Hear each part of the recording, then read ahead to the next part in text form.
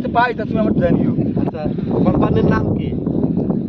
Greenland. O Greenland. Greenland seed company.